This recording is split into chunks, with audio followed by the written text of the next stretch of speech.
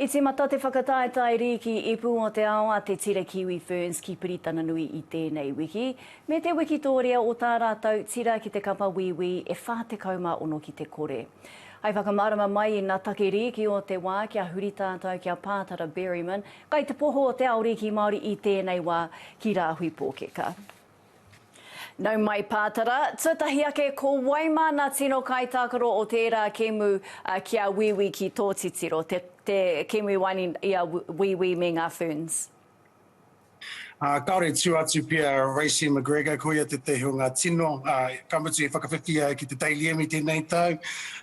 Ko ia pia te tino, nā ngā paumua anō hoki, para te huarahi, ke tae ia te whakamahi ana mahi, ki te whiwi tana poro ki ngā tangata tika, no reira, kaune ko ia pia te tino, atu I tēnā ko ngā paumua, Api Nichols te hano hoki I tino, ki te ana pukenga I roto I te rākemu.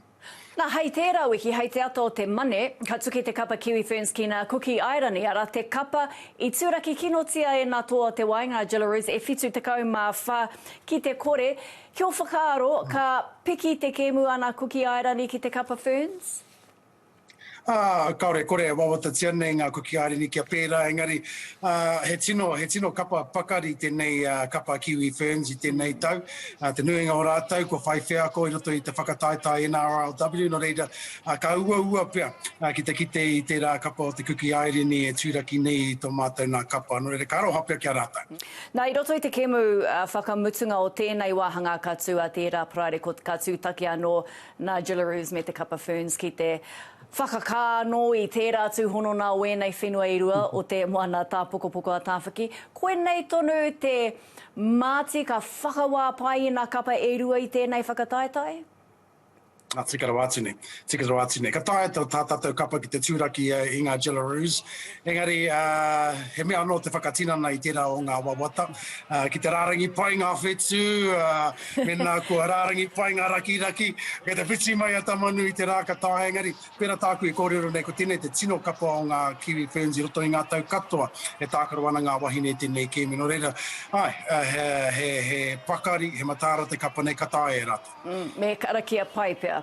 Nā mōna tāne, kua tae te kapa Kiwis ki te kauwha whakamutunga ki a whiti, nā kapa e rua e tatarite ana nā kaute o te tōna mana.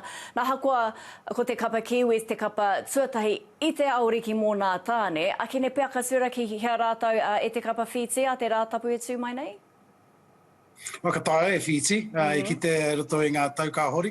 Engari, he tino kapa anō hoki tēnei kapa Kiwi tāne, pēnā I ngā kōtiro, te nuinga o rātau e tākaro ana I roto I tēnā rau. Ko te whakatūpato pia ka kaua rātau I tino whakahihi, ne? Me tonu ki tā rātau I whakarite ai, hei prēne mā rātau, ki te tutuki pai tērā wāhanga, kaore kore ka tō rātau. He raru tērā ka kite I roto I nā kapa no konei ne. Patara Berryman, tēnā koe wau nā kōrero I tēnei rangi, ka nui te mihi. Kia koe tai.